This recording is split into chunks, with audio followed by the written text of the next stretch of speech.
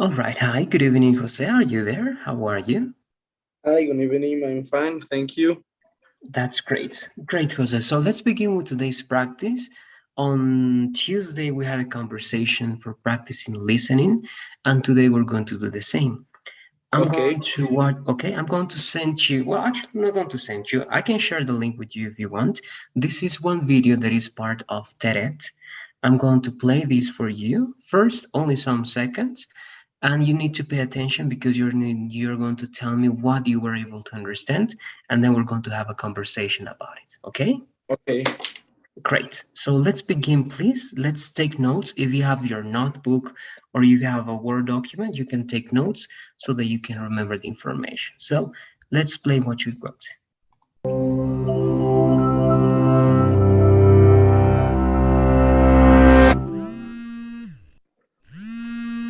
Sorry, my phone died.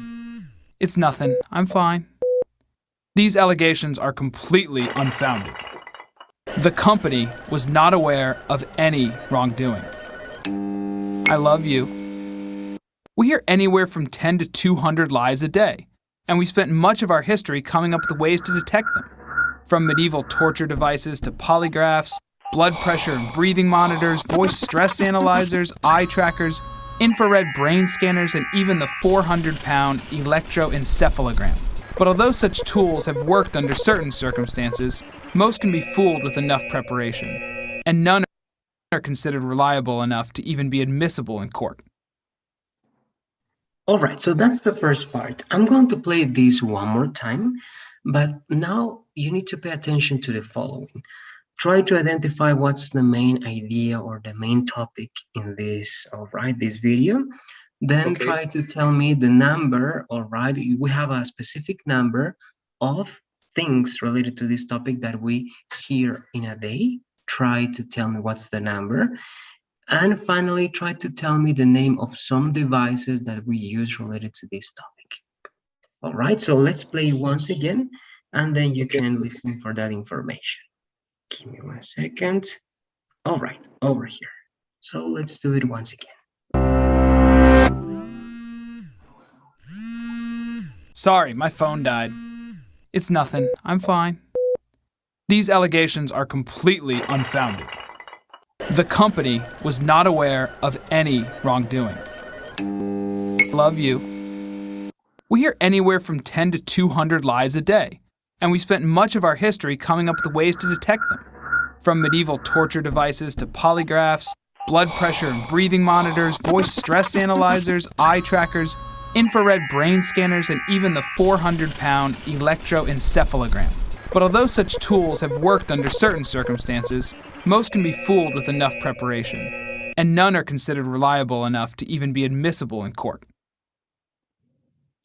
All right, so that's it. Now, with that information, please, Jose, try to explain everything that you were able to understand, and you can answer some of the questions that I was asking related to what's the topic or the main idea here, what are some devices that we use related to this topic, and the number of times, right, that we say certain things in a day or that we hear certain things in a day.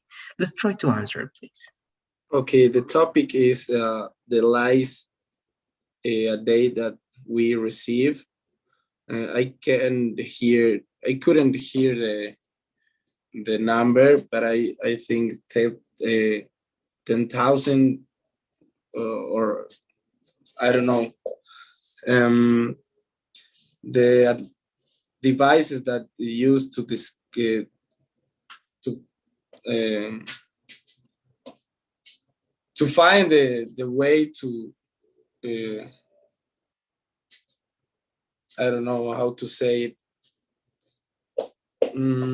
Devices that the people use to find the lies or something like this is polygraph, electroencephalogram, with press, I think. Okay, good. We're doing good. And yes, it's great that you do that, Jose. It's better. Instead of using Spanish, you found a way to say that in a different way, and that's perfect. What you said is very good, all right? Devices that we use to to see if someone is lying, right? Or you can say devices or machines that we use to detect when someone is lying, right? Or when we hear a lie. So good, good. I think we're very good. Now I'm going to give you some answers. Yes, this is about lying in general, right? People lie all the time. It's something normal, we could say. Of course, it's not normal to say a lot of lies that are going to harm or damage people, but it's normal that you say like these small or these white lies, right? And we're going to hear the number. I'm going to play for you. It's not a lot. And this is per day, all right? You're going to listen over here. So Okay. let's listen. It's like a range from one number to another number, all right? It's over here. We Okay. hear anywhere from 10 to 200 lies a day. All right, that's it. One more time. We hear anywhere from 10 to 200 lies a day. So what is the range that we have over here, Jose? Were you able to hear? 10 to 200. Like, Exactly. Correct, right? So in a day, every person hears, all right, every person hears at least from 10, minimum 10 lies to 200 lies a day. All right. And that can be a lot to listen to hear 200 lies in a day. It's a lot. So I want to know your perception about this, Jose, before going to the next part. What do you think about these numbers? How many lies in a day do you think that you hear, Jose? um, I think, excuse me. I think that I receive around 10 or 30 lies a day. I don't know why the people all days talking. So sometimes the people could say a lie. Okay, yes, it's inevitable, right? It's something inevitable because you cannot control, right, what other people are saying, and it's inevitable that you're going to hear some of those lies coming from anybody, right? So, all right, 10 from 10 to 30 more or less, good. Now I'm going to play the devices once again. You told me at least two that I believe that they are correct, right? The Mhm. polygraph and the electroencephalogram. We're going to listen to this again and we're going to try to remember more. And actually, we're going to Okay. repeat. This is the first one, and this is like a medieval device, From medieval Yes. torture devices to polygraph. right? So that the first one is the medieval torture device. This is, do you remember the name of this one? Polygraph, That's the polygraph. Good. Blood pressure and breathing monitors. What is that one? The previous one? blood pressure, And breathing, right? Blood pressure and breathing monitors, right? So your blood pressure and the way you breathe is going to tell us if you're lying or not, right? So good. Blood pressure and breathing monitors. Let's keep going. Monitors, voice stress analyzers. What is that one? I don't know, for stressing devices. Okay, let's listen once again. It's related to the voice. It's over here. Monitors, voice stress analyzers. All right, so Voice uh, voice stressor. good. Voice stress analyzers, right? Uh, How you say things, where you put some stress when you say the things, right? How are the yeah. words pronounced and so on. So good. The voice stress analyzers. What else? Eye trackers. What is that one? Eye tracker. Exactly, right? The eye trackers. How your eyes move are going to tell us if you're telling the truth or not. Infrared brain scanners and What is this one? Infograph. Very close. One more time. infrared brain scanners and So what is that one? One more time. Um, info brain. Very close. Actually, it's even more similar to Spanish, Jose. The infrared. Okay, infrared brain scanners, right? I'm writing that in the chat.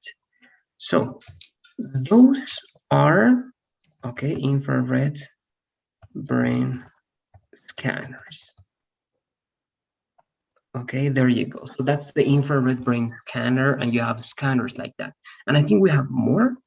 Even the 400-pound electroencephalogram. Right, and that's the one you told me, for example. Right, good. So those are devices. Now, I have a question here for you, Jose. What do you think about these devices, Jose? Are they something that we can trust in? Can we use these devices to recognize when people is lying? Or do you believe that these devices don't work? What do you think? I think that this device can work because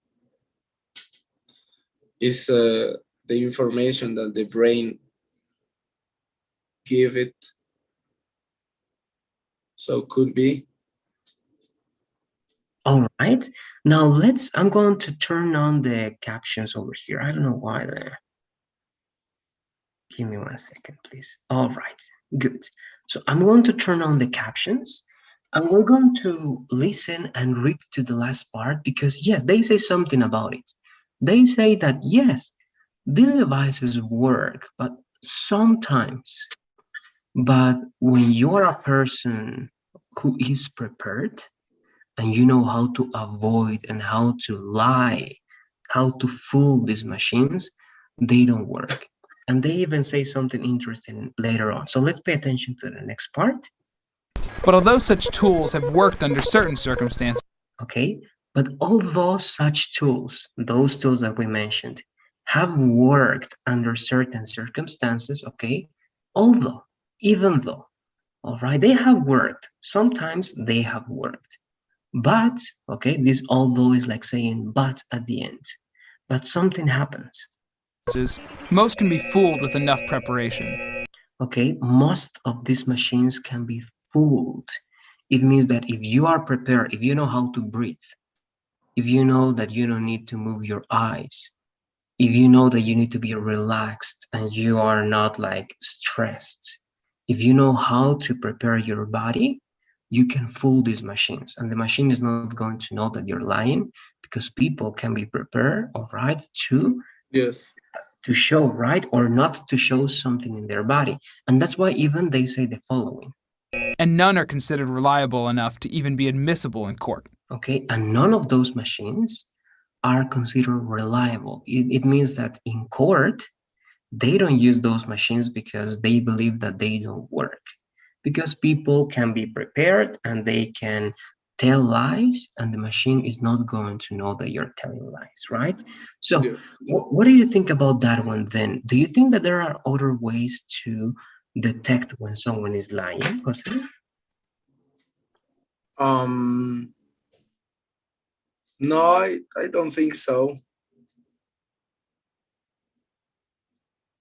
All right, it's hard, right? It's hard to do it because it's Yes. very complex. It's very complex. I'm just going to show you one more thing because we're going to continue with this one over here.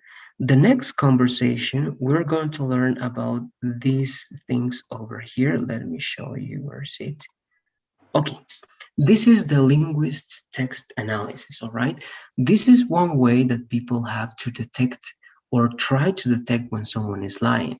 In this video, they show us 4 ways to detect when a person is lying just by analyzing the things that that person say. All right. If you say Okay. certain things, if you speak in a certain way, you can recognize that someone is lying because of this linguistic text analysis. So this is something we're going to do the next conversation, but this one we're going to finish here. I want to know if you have any questions or comments before finishing, Jose. No, I don't have. Okay, great. As always, we're going to finish here then. I'm going to ask you to please fill out this survey. And as soon as you do it, then we can leave the class. All right. Thanks for Okay. being in this conversation. Have a good night and see you tomorrow in class. Okay. One more thing. Tomorrow Yes. I won't be able to be on classes because I'm gonna try. I'm gonna travel. So Um, All I'll right. be on Monday classes. Okay, okay, it's good. Again, if you want to ask for permission, you can contact management, but if not, the class is going to be as always on YouTube. You can watch the class. Remember to finish the assignments, right? It's for tomorrow at 11:59 p.m. Yes, and you I can take the finished quiz. at all. Okay, that's perfect. Then the only thing could be the quiz. If you didn't take the quiz, it's for Sunday. If you took it, it's perfect also, Jose. Yes. Okay. Okay, very Thank good. you. So have a good night. I hope you have a great time with that trip, or good luck with that. And I'll see Thanks you so next much. week. See you. Thanks. Bye. Bye bye. You're welcome. All right. Hi, good evening, David. Are you there? Can you hear me?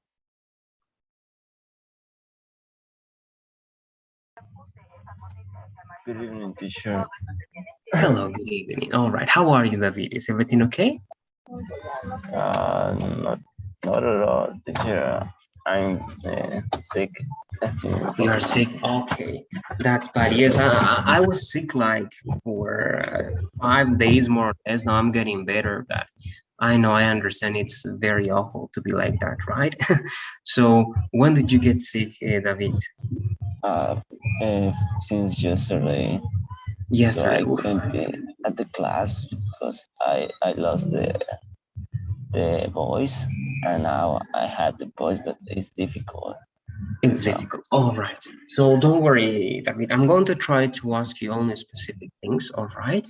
Here, of course, we need to practice, but try to practice your listening skills then. I'm going to ask you, please, David, here then to listen carefully. Then after we listen certain parts of this video, I'm going to ask you specific questions so that you can ask directly to those questions. All right. Okay, teacher. Good. Also, please, I think that you're able to see the survey, right? Please, you're going to fill out the survey when we finish this conversation. So let's begin. I'm going to go to the beginning of this video again. I'm going to play only the first seconds to know about the introduction and the main things, and then I'm going to ask you a couple of questions. So let's begin, please.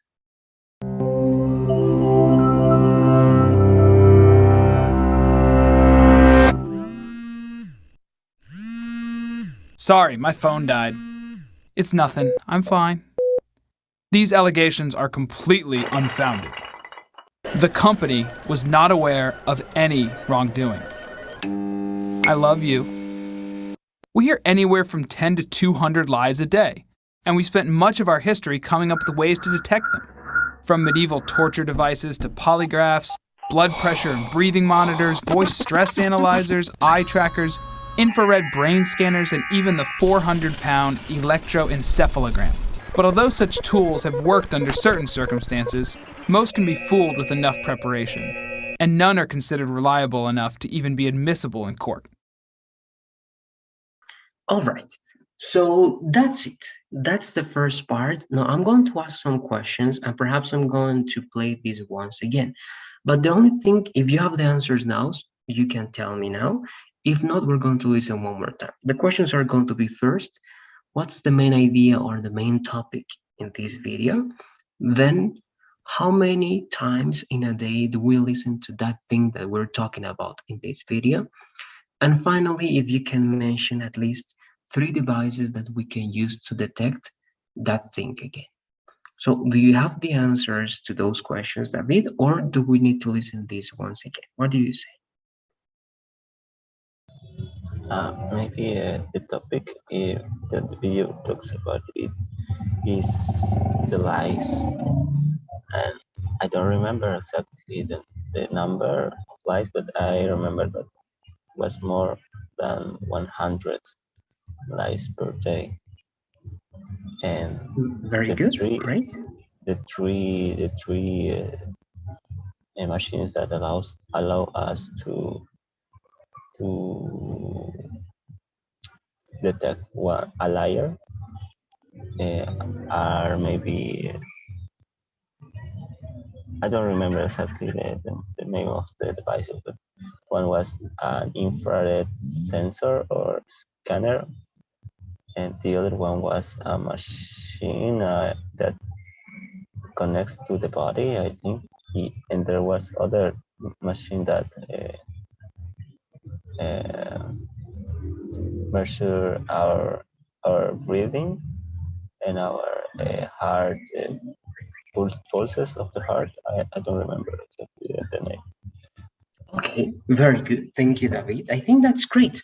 I think you have the correct answers, and that's perfect. I'm going to play only one more time, all right?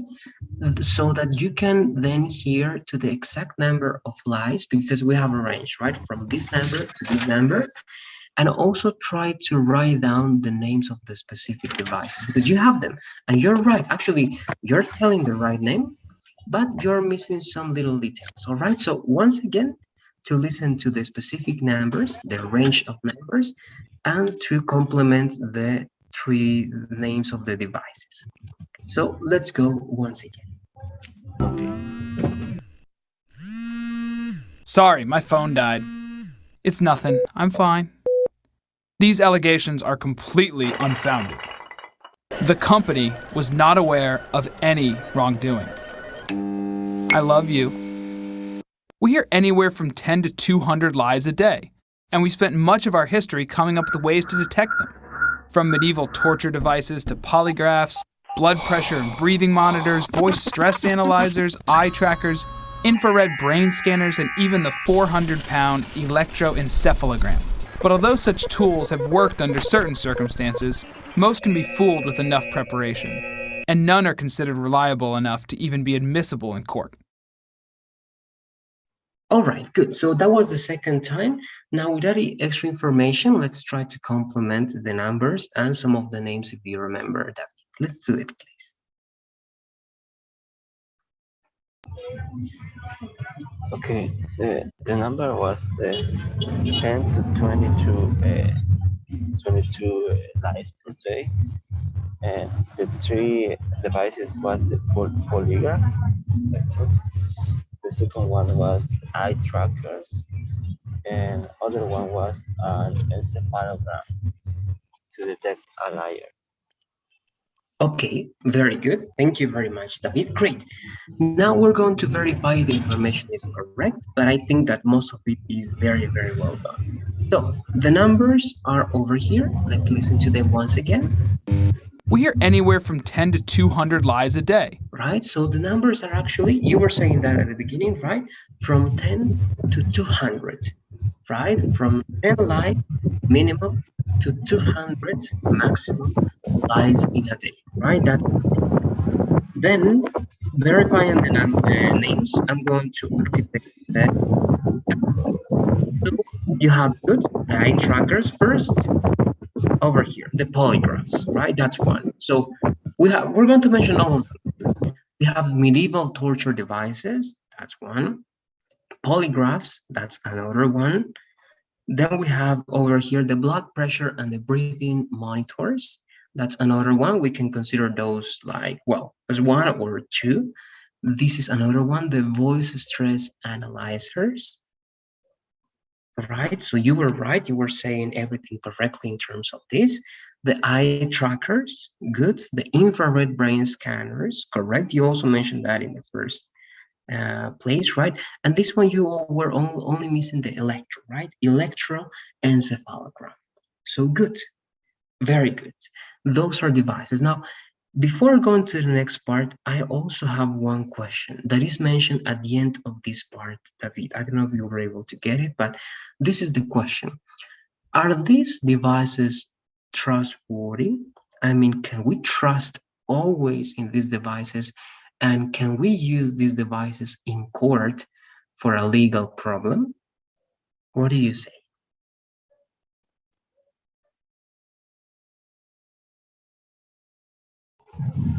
I'm not sure that in Bolivia, here in Bolivia, use that devices, but I remember that other countries used to use that devices to detect a liar. Maybe in countries that used to torture, I think, torture people in cases of war or other time that maybe when there is a big dictatura. Sorry, Okay. but I know that they used to use that kind of device. I'm not sure if the 100% that we can trust these devices.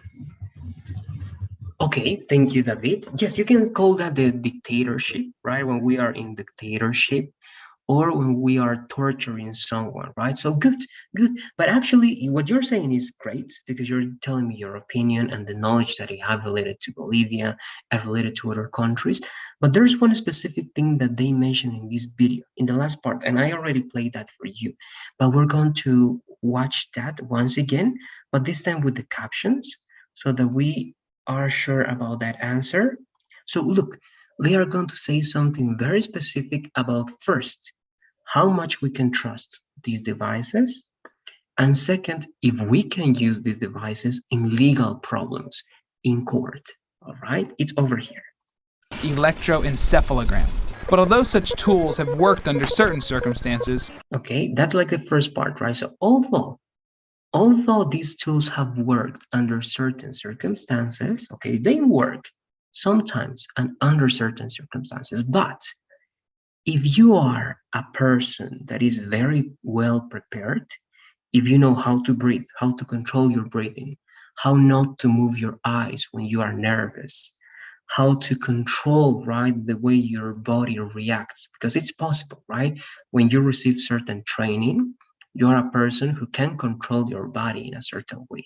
So it's possible to fool these machines, to fool these devices.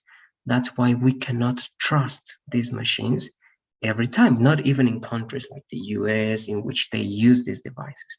And they say something else. most can be fooled with enough preparation, and none are considered reliable enough to even be admissible in court. All right, and this is very important. And of course, this is part of what they say in the US. In the US, they don't consider these devices reliable enough to be admissible in court. It means that if you are suing someone, if you're in a legal problem, you cannot use these devices to see if the person that you're suing or the person with whom you have a problem is lying or not, right? So this is not admissible in court. And I'm going to ask you here some of the questions, all right? If we cannot trust these machines, David, and here I'm going to ask you your opinion, it can be a short thing that you can say, but what other devices or what things do you think, David, that we can do to detect or to know when someone is lying? What do you say?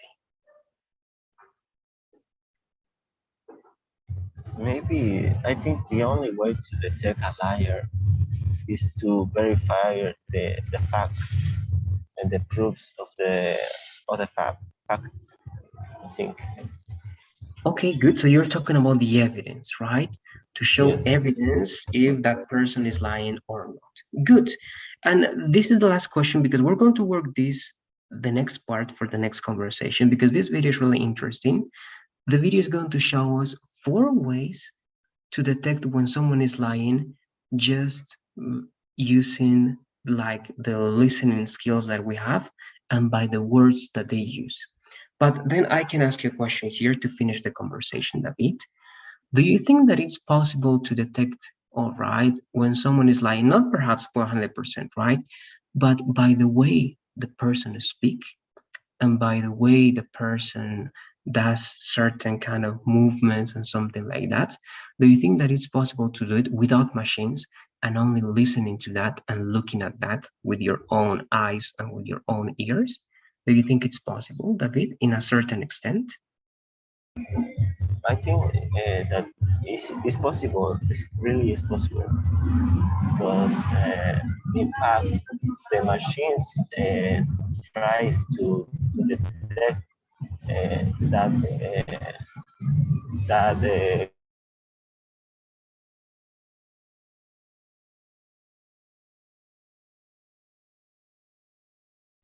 David, are kind you there? of movements. Okay, the last part, I couldn't hear So the last part. You were saying, right? actually the machines try to detect those things, right? And you were saying something else? Yes, I was saying that first, I don't know how to say it. People trains the machines that they can recognize them. That the signs of a liar. Uh, but the people is the first one that can detect it by himself. I don't know how to explain it. I am an engineer, so we can detect some things on the people, maybe in machine learning, for example, and I can detect that one person is smiling because I see it, and then I try to train my machine so that machine can recognize the same thing. So I think that machines can do it because a person, a real person, can do it first. Okay, okay, that's great. That's really interesting because that's also something that is related to artificial intelligence, right? When you can train machines, when you can give the machine certain patterns or certain things that we as people can recognize, and we can teach that to the machine, right? By writing some code or something like that. But that's interesting that what you're saying is true. And that's something we're going to take a look in the next conversation because we're going to learn what we can recognize as human beings.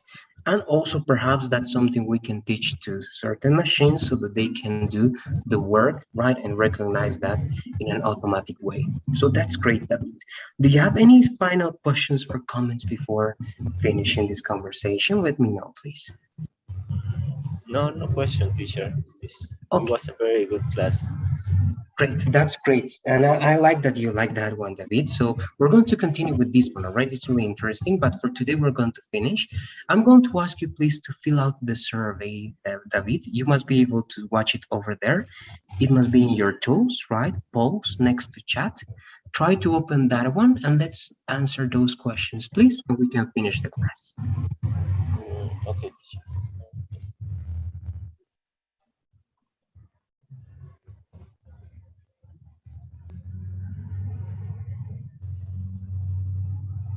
That's it, teacher. Very good. So thank you for being here. I hope you get better soon, David, so you can participate in the classes as well. Have a great night and see you tomorrow if it's possible. Right? Okay, teacher. Bye. Very good. Bye bye. Take care.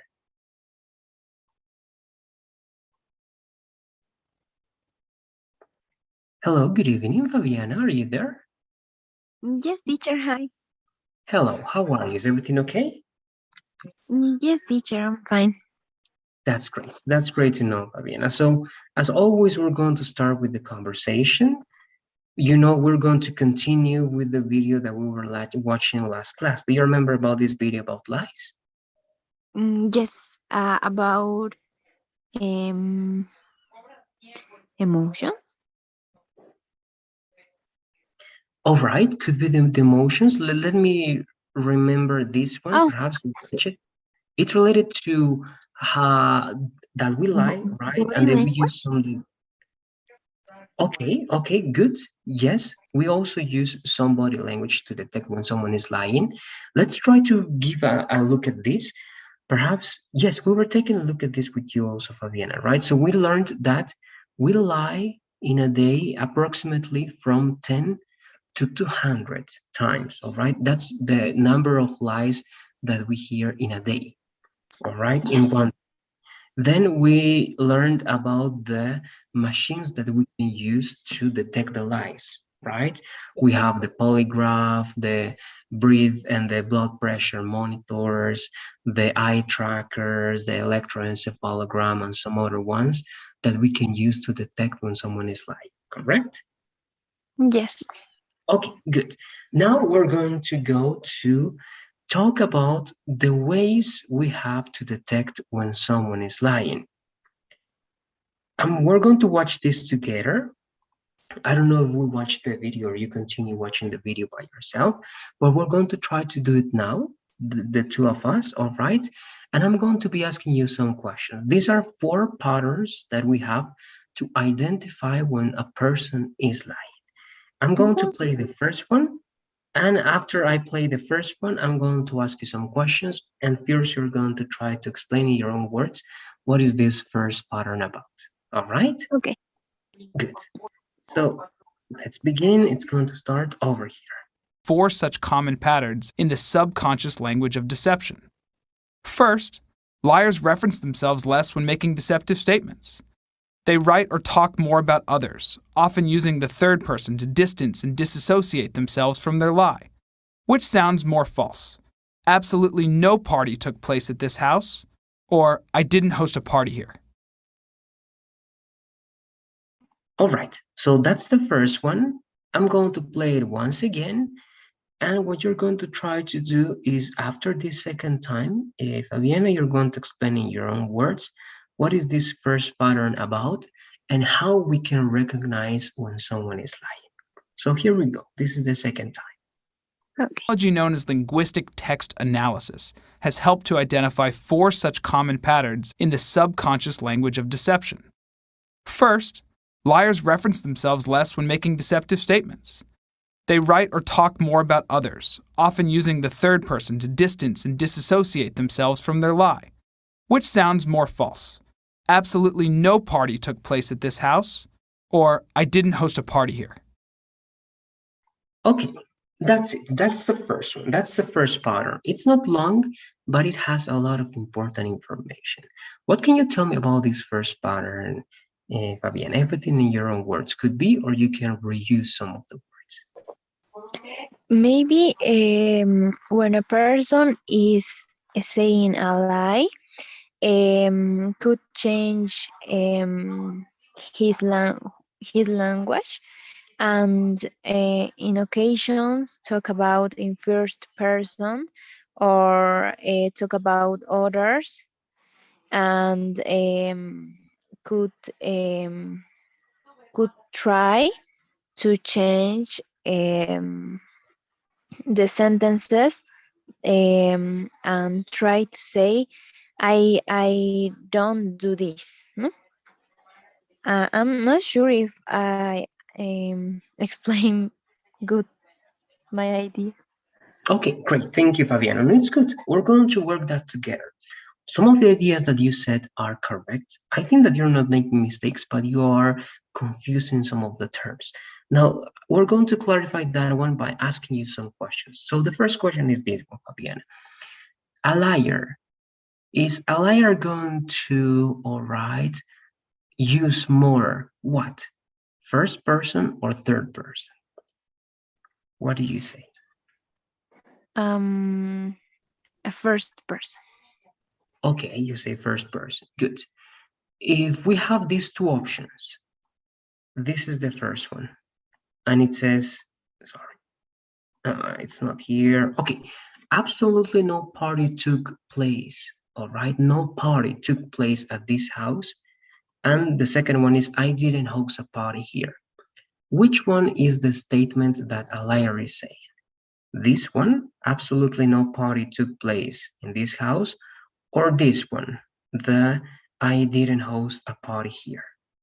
What do you say? Sorry. Maybe second. The second one, all right? I didn't host a party here. All right. So we're going to verify. All right. I'm going to play again. And this time I'm going to repeat. I'm not going to turn on the captions yet, all right? I'm only going to repeat without the captions. And you're going to verify your information. So, Conscious language of deception. First, okay, so here we go. The first. liars reference themselves less when making deceptive statements. Okay, liars reference themselves less from making deceptive statements, all right? They write or talk more about others. They write or talk more about others. Often using the third person to distance and disassociate themselves from the Okay, often using the third person to distance and disassociate themselves from the lie. All right, we're describing the liars. The last part is very important. We're going to play that again. often using the third person to Often using the third person distance and disassociate themselves. to distance and disassociate themselves, from their lie. okay, from their lie. Which sounds more false? And here they ask this question, right? Which one of these options sound more false? Absolutely no party took place at this house. Okay, that's the first option. Or I didn't host a party here. And this is the second one. And actually, they are going to tell you that the first one is going to be the thing that a liar is going to say. Why? Because a liar is going to do everything to avoid using first person. And a liar is going to say something like, but people don't do that. Why am I going to do that if people don't do that? All right. So liars, they don't use first person because that's too close to the lie. They want to use third person because they take distance from that lie. All right. And this is something a liar would say because they like to look like scientific, using facts and using formal language, because they are lying and they want to look like intellectuals, but they are lying. Absolutely no party took place at this house. All right. And if a person is simply lying, of course, it's going to say something like this instead of something simple as, I didn't do it. Okay. Because if you didn't do it, you can say that one, all right, without hesitating. Now let's try to explain then with that explanation again, please, Fabiana. Let's explain one more time the first pattern, please. Okay, it's more clear when a person is saying a lie. Sometimes talk always in third person and try to take distance from this lie, and don't use first person for talk about this action or this or for say this sentence. No, um, it's correct now. Okay, good. And now we're going to listen once again, but now with the captions so that we can be sure that everything is going to be according to this video. All right. It was great, Fabiana. Just remember, when you are giving like purpose at the end, instead of for, try to use the to, right? So you can say liars use third person to avoid or to take distance, right? Or simply to distance themselves from the lie. So now we're going to listen again with the captions. In the subconscious language of deception. First, liars reference themselves less. Okay, so here you can read that one, right? They reference themselves less when making deceptive statements. This is talking about lies, all right? Things that are not true. Less when making deceptive statements. They write or talk more about others, often using. Okay, this is also very important, right? They don't talk about themselves. Liars don't like to talk about themselves. They prefer to talk about others by using, very often, not always, but very often, the third person. The third person to distance and disassociate themselves from their lie. Right? What this person is doing, right, is distancing from that lie by using that structure. Which sounds more false? Absolutely no party took place at this house. Okay, and if we understand the first part, we can say, right, without knowing the answer, that they are telling that this is more false because this is third person. Absolutely no party took place at this house. If you are all right, like a person, a normal person who is giving an answer, you're not going to use this type of language if you're not lying, right? You're not going to say absolutely no party took place. No, you're going to say, I didn't go to a party. We didn't have a party here. And that's it. Or I didn't host a party here. All right, so that's the first one. Let's take a look at the second one. I'm going to turn off the captions. The same idea, please, Fabiana. First, try to get everything that you can get, and then we're going to try to understand this together, and we finish the conversation with this one. So let's listen. Second, liars tend to be more negative because on a subconscious level, they feel guilty about lying. For example, a liar might say something like, "Sorry, my stupid phone battery died. I hate that thing." Third, Okay, that's the second one. It's very short. I'm going to play it once again, and you try to explain the second pattern. Second, liars tend to be more negative because, on a subconscious level, they feel guilty about lying. For example, a liar might say something like, "Sorry, my stupid phone battery died. I hate that thing." All right, so what can you tell me about this second pattern to identify when someone is lying, Fabian? Maybe use different words and and this language is more aggressive and have a, I'm not sure if it is intonation, but these expressions are more aggressive and are more um, specific, but have a different feeling. Okay, thank you very much. I agree with this one. All right. Yes, they are like more aggressive. And I have one question. We can listen one once again to finish, but what is the reason behind that aggression or that negativity, Fabiana? Were you able to listen why a liar is more aggressive and more negative? Maybe it could be that did maybe could be these persons um, have the feeling um, that other person um, could find the truth, and a lot of time are not I don't remember how do you say a la defensiva.